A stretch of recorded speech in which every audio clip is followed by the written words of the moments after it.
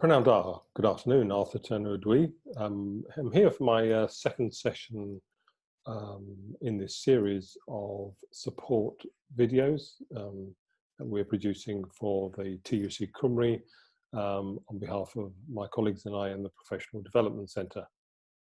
My first session was about walking, and this tied in very strongly with Pam's session on change, and particularly the Kluber-Ross change curve. And this delves a little deeper into the world of nature, and we want you to be able to see the intricacies and possibilities around appreciating nature more. As we've done before, let's share a slide with you.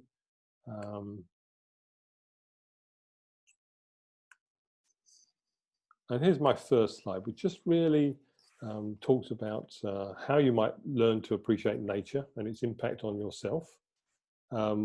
We talked previously about walking and communing with nature, and there's lots of new ways in which you can, I think forest bathing is one of them, I think. We want you to, by using another change model, the S-curve, is take an interest in the seasons and be able to rate that to yourself. I suppose finding joy in common places, so we're looking at untidy places with wildflowers and insects.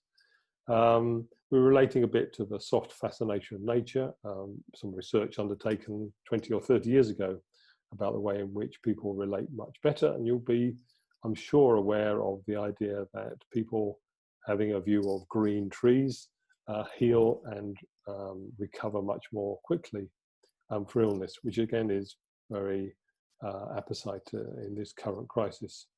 We want to get you to consider the role of green places and the impact on your health and well-being, and also at the same time look at variety and change. Okay, that's what we intend to do. One thing that's happened through this lockdown is people have been out in their local areas quite a bit more and seeking areas they can walk to that are local and green. I've got a nature reserve near me. It's been very pleasant to walk through the trees and in the open meadows, admiring nature. It's interesting, Marianne Hopwood, the famous Welsh poet, has said that in the lockdown she's learnt 103 names of flowers she never knew.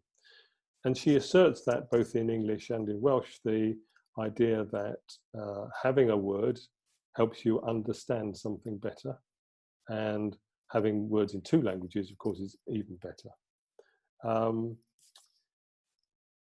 And I think what's interesting about the lockdown is that we've moved almost from late winter to now we're in summer, I think, just about.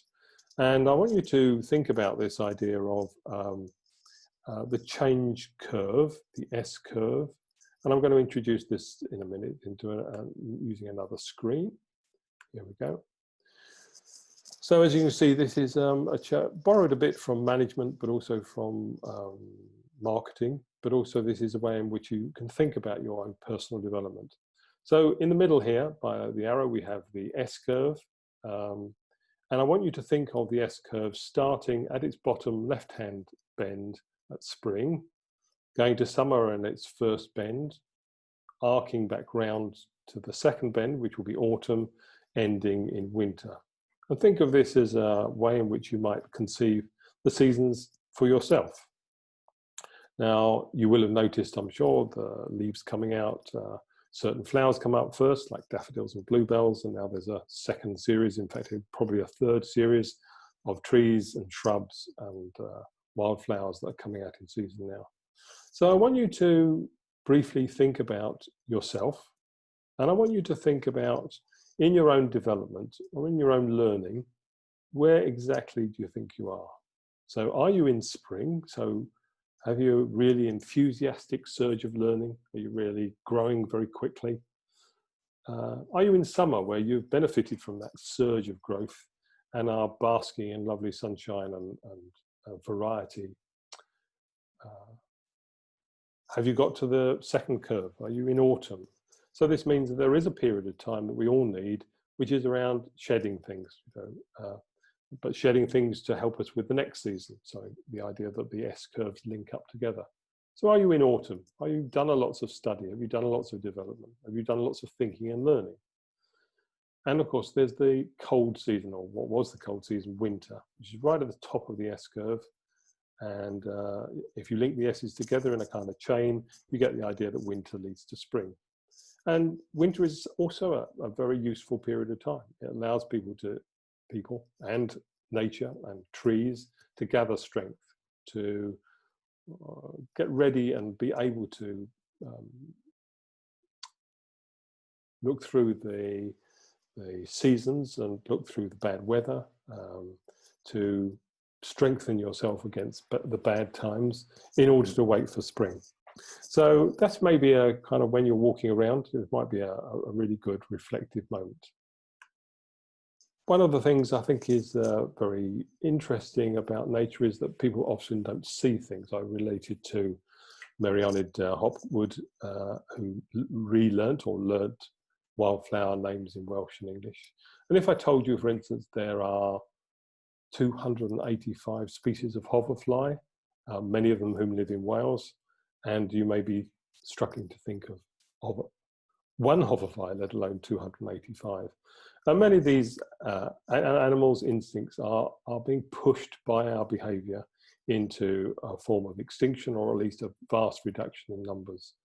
And this is a planet that we exist in, and we need the infrastructure, we need the bees, we need the wildflowers, we need the insects to be able to survive.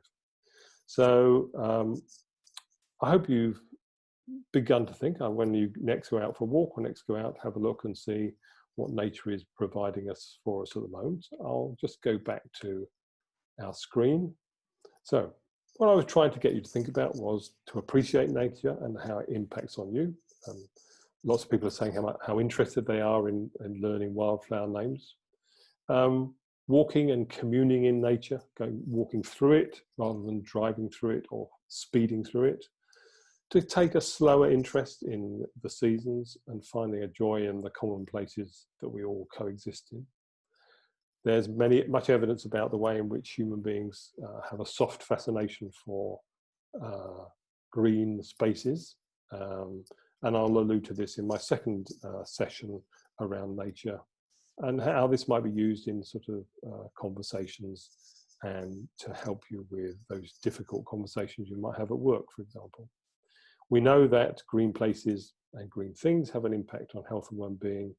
And we also know that we live in a world that has huge variety and change. I want you to think about that in terms of your own careers and your own work. Okay, as ever, it's been a real pleasure to speak with you today. And I look forward to seeing you for my next session on nature. Hwyl fawr, diolch yn fawr iawn. Dyboch.